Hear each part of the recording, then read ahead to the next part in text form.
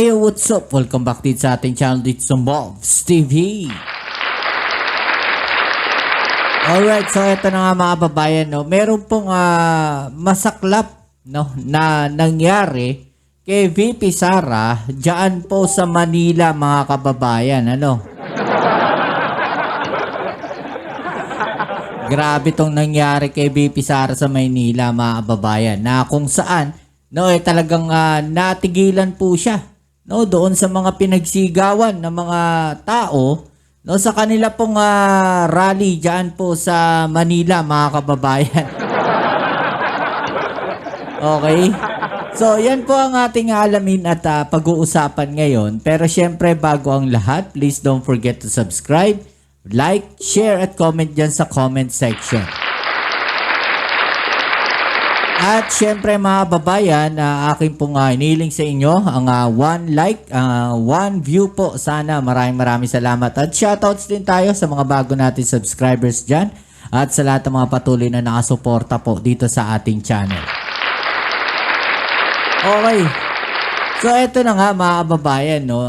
Nag-conduct po o naggawa po sila, no, ng campaign rally dyan po sa Manila, mga babayan. At ito po ay kasama si Yorme, no, si Isko Moreno na tumatakbo pong mayor uli, no, diyan po sa Metro Manila. Okay? So, diyan po sa Manila, mga babayan, no. Okay, so ito siya. No, pinagtawanan mga babayan, itong ating VP Sara diyan. At talagang maririnig ninyo, no, kung ano yung sigaw ng taong bayan diyan po sa Manila, mga babayan. Dahil imbis na matuwa, no, dito kay VP Sara, mga babayan, parang si VP Sara yun na bad trip. Bakit ka mo? Ito po yung video na yan, mga babayan, na kung saan, sabi nga dito, no, Sara Duterte maraming thumbs down. May nagbu at sumigaw ng Marcos, mga babayan. Saklap nun, no? Campaign rally, tapos ikaw, anak ka ni dating Pangulong Duterte, no, at campaign rally, tapos hakot-hakot may mga senador mo, no, akala mo nakasuporta sa lahat ng tao, no, natutuwa sa pag-aakyat mo sa entablado, sabay ang isisigaw, Marcos. Ang masaklap, may nagbupa eh.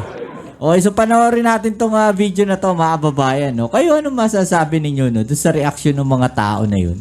Diba, imagine ninyo, si Sara Duterte yun nandun sa ibabaw na entablado, tapos ang isinisigaw, Marcos. Okay, so panoorin natin tong video na to, mga babayan, ha? Ito! Sa distrito!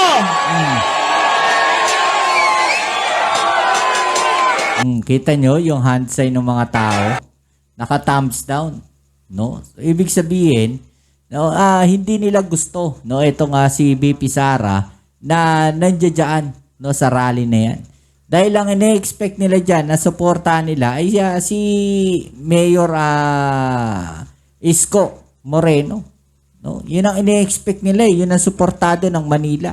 No, hindi nila akalain, mga babayan, no, na ang isisigaw, no, neto mga tao na to sa kanilang campaign rally ay ang ating Pangulong Bongbong Marcos. Kaya ganyan kamahal ng Manila ang ating Pangulong Bongbong Marcos.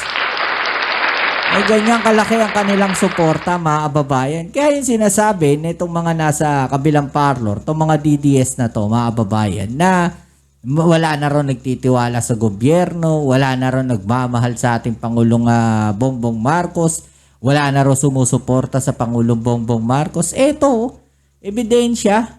Diba? Ito, ebidensya. Kaya lahat ng mga sinasabi ninyo, parang ang hirap paniwalaan eh. Kasi kayo yung kayo yung mga fake news peddlers. No? Kung meron man, mga kababayan, na mga fake news na naglalabas ng fake news, no, dito sa mga pro-administration, no, mas marami pa rin ang fake news na galing sa inyo dahil parang kayo ang kayo ang ano tawag dito, kayo ang nag-pioneer niyan. Kaya gumulo ang Pilipinas eh. At 'di ba nabalitaan nga natin na yung China, no? Sila yung nagpopondo. So do sa mga nagpapakalat ng ng mga fake news na yan. So ibig sabihin bayaran kayo ng China. Ha?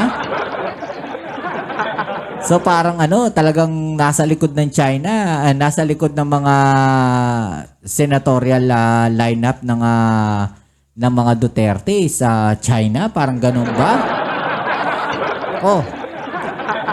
Maghunos dili kayo, sa pagpili ng inyong iboboto. Sabi ko sa inyo, huwag kayong boboto ng mga pro-China. Ha? Inendorso mo ba?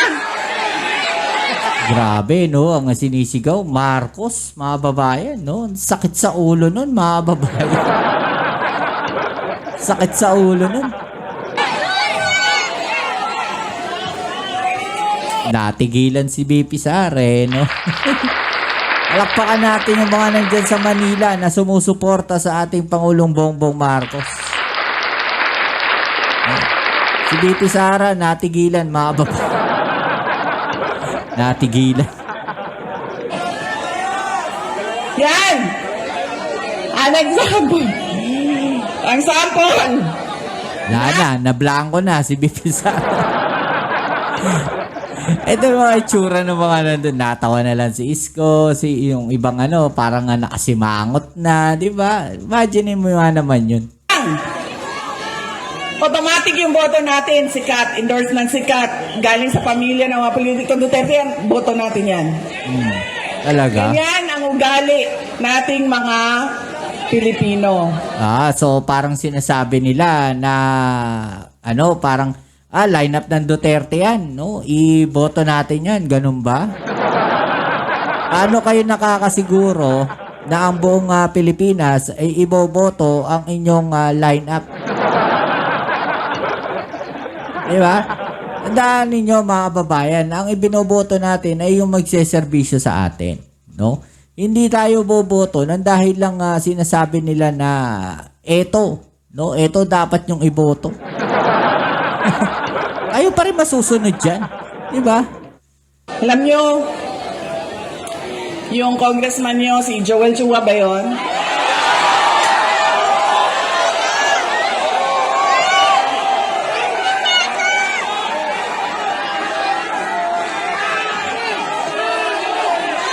Grabe, ang sigaw ng tao, Marcos, no?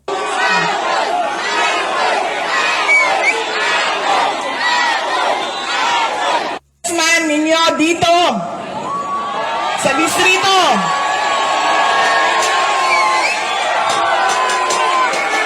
Ay, inendorso mo ba?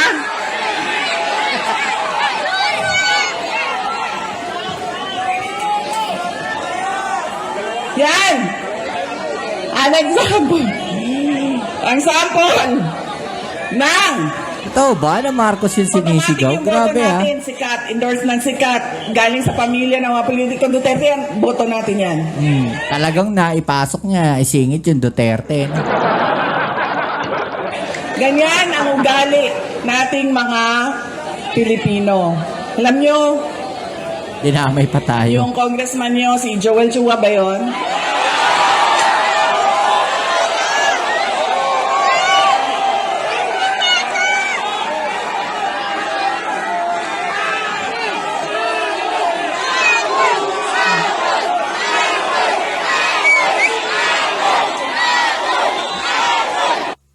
Grabe, Marcos ba yung sinisigaw nila? Grabe kung Marcos man ang sinisigaw, mga babayan, aba. Ang saklap nun. No? Sakit sa ulo nun. Imagine mo yun. Doon nangangampanya kayo, Duterte ka, di ba? Duterte lineup yun nandiyan sa entablado. Tapos ang isisigaw ng tao, no? Ine-expect mo na Duterte or Isko. Pero ang isisigaw, mga babayan, no? Kung totoo man yun nating naririnig dito, ay isisigaw nila Marcos. No? Diba? Sabi nga dito sa comment section, no, akala niya siguro kaya niyang dalhin sa pakyut at pasikat na salita, 'di ba? Delusional si Ating. Si PBBM lang naman nagdala sa kanya dati. No? Di niya kaya mag-draw ng crowd ng solo niya at walang bayad. Okay? So, correct. Ginagawa kasing boboto mga tao. Akala siya lang may alam. Ako, last vote ko year 2000. Di ba 2000 2002? Nasa Cebu ako noon. Now, dito na ako sa Manila ko. Bumoto lang ulit nung nalaman ko PBBM tatakbo president. Oh. Tinis ko haba pila at sobra init, worth it naman, di ba? Okay, so yan, ano masasabi niyo dyan mga babae, no? Pa-comment po sa ibaba ang inyong mga opinion at ating yung pag-usapan, alright? So yan, muli kita-kits tayo sa ating next video upload, no? At ito muli ang inyong Kuya Mobs sa Mobs TV. Peace. I'm out.